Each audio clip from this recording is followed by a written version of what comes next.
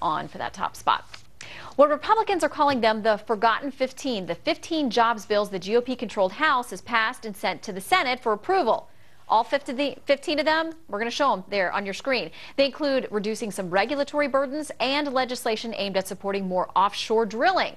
The bills have stalled on the Senate floor, but there is a push to jumpstart the debate over these bills. Texas Senator Kay Bailey Hutchison is one of the lawmakers providing the spark. She joins us now live from our Dallas bureau. Senator, thanks for joining us today. Thank you, Shannon. All right, so let's talk about these bills and why they're not going anywhere in the Senate. Obviously, it's controlled by Democrats there, but do you have any leverage at all to make sure that these bills get considered?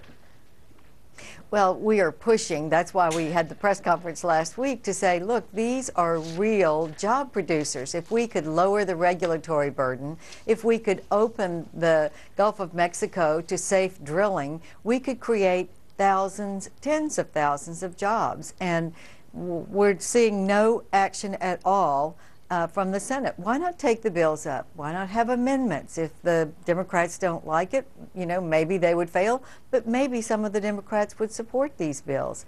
I just think we need action, positive action, instead of the retreads of more spending, and that's all we're getting from the Senate. All right, I want to give you a chance to respond to some criticism that's come from the other side of the aisle on these issues. The House Minority Whip Steny Hoyer calls these the forgettable 15. He says that they're going to leave consumers without financial protections, roll back crucial environmental policies and protections, and he said they don't really create jobs. They're just more talking points for Republicans. So your response? Oh, well, we're talking about regulations that would all of a sudden put a mother may I in the internet. So any company that wanted a new product or a new service, innovative, would have to go and see if it's considered reasonable by the FCC.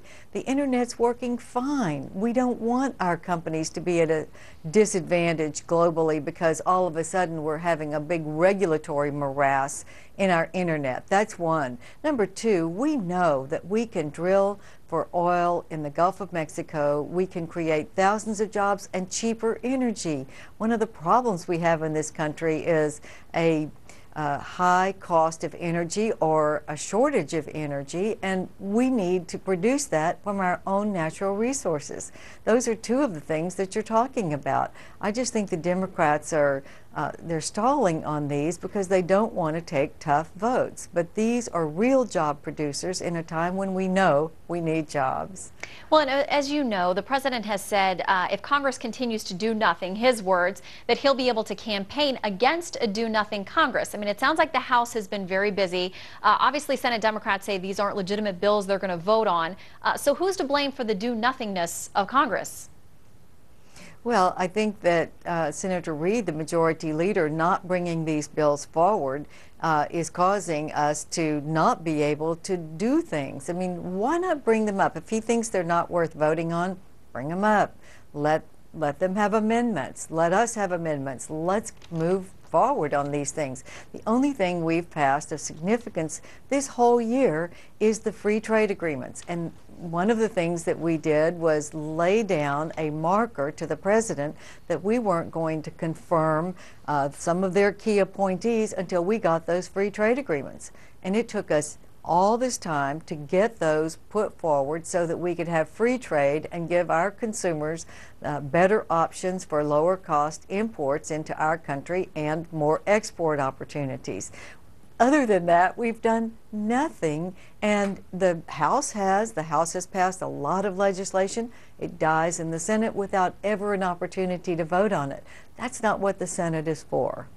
All right, Senator Kay Bailey Hutchison, we will continue to watch and see what happens to these bills. I believe Speaker Boehner said this morning he believes there are up to 22 bills now that are going to be sent over from the House if they're not already there. We'll watch and see if any compromise can be reached. We thank you for your time. Thank you, Shannon. Well, Iraqi police say